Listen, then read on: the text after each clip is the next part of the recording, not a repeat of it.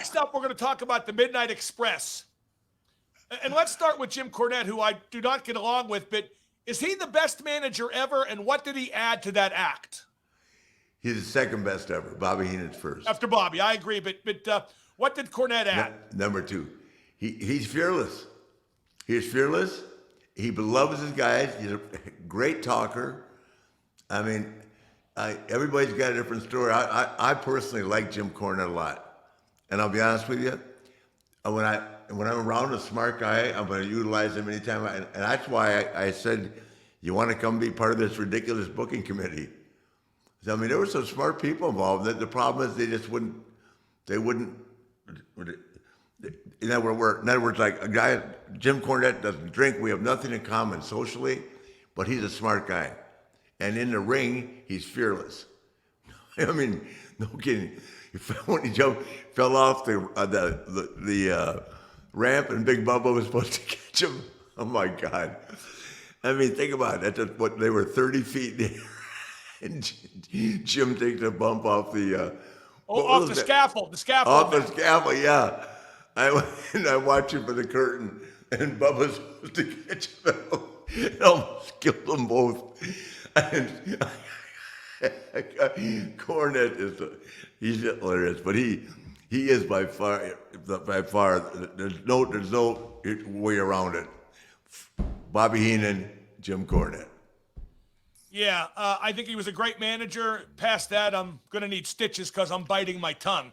But he was a great fit for the Midnight, though, because it was a classic manager and act pairing. Exactly, yeah. He wore the coat and tie. And the big thing, too, about Jim, he ain't afraid of anybody. I mean, I can remember, he's just not afraid. And, those guys, I'm telling you, Mid-South, and even in the South period, when they came over to Crockett, those guys worked some pretty heated finishes. And it's not like it is now where no one gets to you. Does that make sense? Oh, yeah. There was an element of danger when you worked in those days, for sure, especially in an act like that. Absolutely. The example of the thing with Seth Rollins that we had fun with, that happened 3 times a week. Somebody hitting the ring.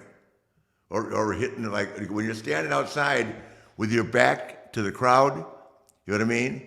And right. when you are that, because you have to be the guy to pull the rope or trip him or whatever, and your back is to it. I've seen Jim get jumped on 5 times. Now, do you remember when Cornette's Midnight Express feuded with Paul Heyman's Midnight Express, and Cornette bladed, and the blood was so bad the TBS went nuts, no more blood, and it was more juice than I've ever seen. I do remember that, yeah. Well, like I said, Jimmy's not afraid to do anything. That was the first time he bladed. He doesn't do it half-ass. Now, which was the better version of the Midnight Express, Bobby and Dennis or Bobby and Stan? And once again, Bobby as and we've spoken Dennis. about often, Bobby was the common denominator. Bobby and Dennis. Bobby and Dennis, tell me why. Just more experience. They were together longer. I mean, I thought Stan filled in and did a good job, but he just wasn't. Dennis Condrey was a hell of a hand. And I'll tell you what, they knew each other so well that it was like me and Steamboat. Dennis and Bobby had been doing that for years, so they knew where they were in the ring all the time. You know what I mean?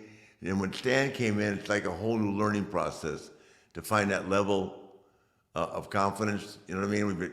If you're working a long match. So I'm just giving it because Dennis was there longer.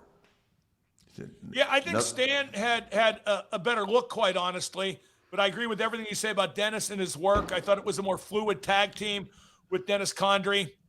But both versions were excellent because, again, Bobby was there for both versions. Yeah, hey, listen.